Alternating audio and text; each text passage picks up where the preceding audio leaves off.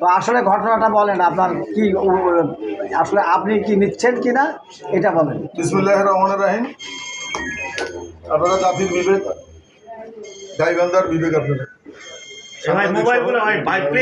গাইবান্ধার সমস্ত বিবেকবান মানুষ শোনেন, একটু সোজা হয়ে দাঁড়ান, আপনি সোজা হন তো।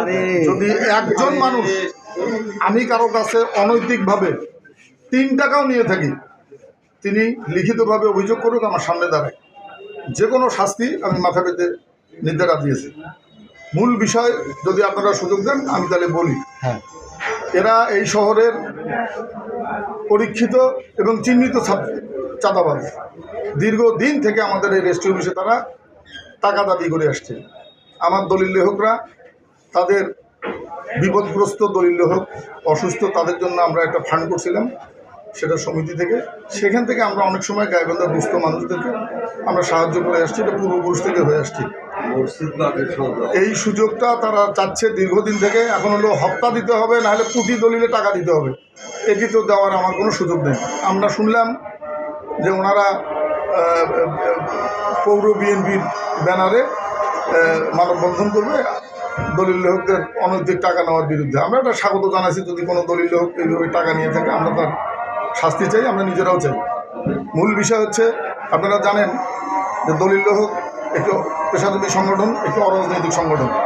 এই সংগঠনের মানুষ জীবিকা নির্বাহের জন্য সাধারণ মানুষের সেবা এবং সরকারের হাজার হাজার কোটি টাকা অর্থ যোগানকারী প্রতিষ্ঠান।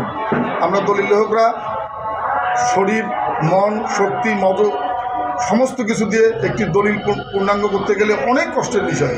এই পারিশ্রমিক অদ্যাবধি সরকার নির্ধারণ করে নেই, কোনো ঘোষণা আসে নেই। দীর্ঘদিন আমাদের পূর্বপুরুষ থেকে আমরা এই আন্দোলন করে আসছি যে দলিল লেখকদের এই পেশার একটা সম্মানজনক স্বীকৃতি অর্থনৈতিকভাবে দেওয়া হোক। একটা দলিল লেখক কত টাকা পাবে এটাই আমাদের দাবি। আপনারা জেনে থাকবেন আমি গাইবান্ধার সন্তান।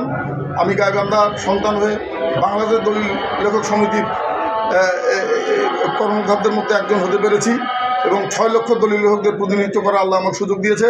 আমাদের বেঁচে থাকার দাবি আমরা গাইবান্ধায় করছি 6,000 টাকা। এই 6,000 টাকার মধ্যে 2,000 টাকা দলিল লেখক নিজ অ্যাকাউন্টে পান, আর 4,000 টাকা সে বেতন হিসেবে আমরা এক জায়গায় জমা রাখি। সেটা মাস শেষে আমরা সবাই সমানভাবে 1টি টাকা কারো বেশি নেওয়ার কোনো সুযোগ নেই। এটা কি আছে?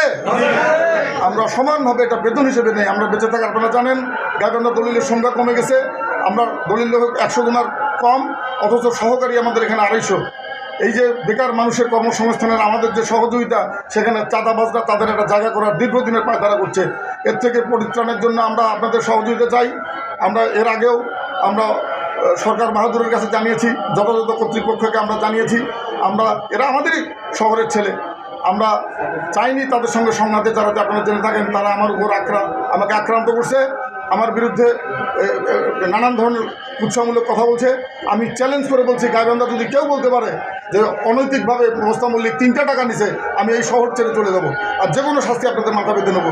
এইসব ভুয়া মিথ্যাবাদী বাটপার এরা সারা গাইবান্ধা এরা পরীক্ষিত, চিহ্নিত, এরা চাঁদাবাজি করে খাচ্ছে। আপনারা অন্তত তাদের বিষয়টা জেনে আমাদেরকে রক্ষা করেন এদের থেকে। আপনারা কি বলেন? আমরা বাঁচতে চাই, আমরা কাজ করে খাই। আমরা এদেশের অর্থনীতি চালিকা শক্তির অন্যতম শক্তি। দলিল লেখকরা হাজার হাজার কোটি টাকা সরকারের কোষাগারে জমা দিয়ে থাকে। বুঝতে পারছি আপনার বক্তব্য, সেটা হচ্ছে যে আজকের অভিযোগটা কি? আজকে 6,000 টাকা আপনার বিরুদ্ধে অভিযোগ আছে, আপনি 6,000 টাকা করে নেন এবং এটা চাঁদা হিসেবে নেন। এটা যদি একজনও বলতে পারে আমরা কি কারো কাছ থেকে 6,000 টাকা নিছি? এটা আমরা নিজেরাই জমা রাখি। আমি যেমন রাখি, আমার দলিল লেখক অন্যরাও তাই রাখে। যে দুর্বল সেও যা বেতন পায়, আমিও তাই বেতন পাই। 1টি টাকা আমার বেশি নেওয়ার কোনো সুযোগ নাই। এটা একটা প্রভাকাণ্ড। এইসব বলে তারা মানুষকে বিভ্রান্তি করে আমাদের এখানে একটা অরাজকতা করে তারা টাকা আদায় করার চেষ্টা করতেছে। আমাকে বলছে যে আমাদেরকে কিছু টাকা দিতে হবে। কিভাবে দেবো? আমি কই থেকে দেবো? একটা বিষয় বলতেছেন, একটা সংগঠন, কিন্তু যারা নিচ্ছে তাদের নাম বলছেন না। এখন আমি বলি ব্যক্তিগতভাবে, আমি তো মুখে চিনি, সবার নাম জানি না। তবে আব্দুর রৌফ 9 নম্বর ওয়ার্ডের ছেলে, তাকে আমি চিনি। সে আমার নাম ধরে বলছে, এখানে বক্তব্য দিচ্ছে 2-1 জন। আমি আমার সাদা মন নিয়ে 5,000 দ্বার আছে, আপনারা দেখছেন, তারা আমার উপর চড়া হয়েছে। সত্যিকার অর্থে যদি আমি দেশের কোনো কুকাজ করে থাকি, আইন প্রয়োগকারী সংস্থা আছে, সাধারণ মানুষ হচ্ছে বিচার করবে। এরা গাইবান্ধা কি বিচারের দায়িত্ব নিছে? গাইবান্ধাবাসী কি ওদেরকে এই 8, 10টা, 15টা ছেলেকে দায়িত্ব দিছে? এই প্রশ্ন আপনাদের কাছে আমরা রাখলাম। এরা আপনারা জেনে রাখেন, এই দলিল লোকরা আজকে থেকে এখানে নিবন্ধন বন্ধ হলো। যতক্ষণ পর্যন্ত প্রশাসনের বিচার না করবে, এদেরকে আইনের আওতায় না আনা হবে। গাইবান্ধার নিবন্ধন বন্ধ, আগামী 7 দিন সারা গাইবান্ধা বন্ধ, তার পরবর্তীতে সারা বাংলাদেশ বন্ধ হবে। এখন আপনার সিদ্ধান্তটা কি দিলেন যে কি করবেন? আমরা কলম ধরবো না, আমাদের কলম বিরোধী। এটা আমাদের অনির্দিষ্ট, যতক্ষণ পর্যন্ত এটা সুষ্ঠু বিচার না হবে, এদেরকে আইনের আওতা না হবে, আমরা রেভিনিউয়ের কোনো কাজ করবো না। আমরা অবৈতনিক 1টি টাকা সরকার আমাদেরকে বেতন দেয় না। আপনারা জেনে থাকবেন, 1000 টাকা আপনারা, এই আমার যে লাইসেন্স, আপনার রকেট, নগদ, বিকাশ একই লাইসেন্স, আমরাও ট্যাক্স দেয়, আমরা প্রত্যেকটা ট্যাক্স দেওয়া মানুষ। আজকে যারা মানববন্ধনের নামে গাইবান্ধায় বিশৃঙ্খলা করছে, তারা 1টি টাকাও ট্যাক্স দেয় না। আমরা এদেশের সূর্য সন্ধান, আমরা আমাদের উপরে রক্তচক্ষু, আমাদের কাছে টাকা অবৈধভাবে নেওয়া হচ্ছে, পায়তারা করা হচ্ছে। এটা আপনারা সবাই এমনি যাই বলেন, মৌখিকভাবে, ভিতর দিয়ে দেখেন, আত্মায় হাত দিয়ে দেখেন, আপনারা এটা জানেন। সেই জন্য আমরা আপনাদের আহ্বান করছি, এইসব রুখে দিতে হবে। আজকে এক মোস্তাম্মল লীগ চলে গেলে এই 100 লোকের অন্তত 450-500 লোক হারে মরবে আজকে। কি বলেন আপনারা? আমি চলে যাবো এখান থেকে, কিন্তু এই কোনো অবস্থাতেই এদেরকে তার ভাঙা জবাব না দিয়া আল্লাহ যেন আমার এখান থেকে তুলে না নেয়। কিন্তু যারা এসেছিল, যারা চাঁদা চাচ্ছে, তারা শহরের বাইরে কেউ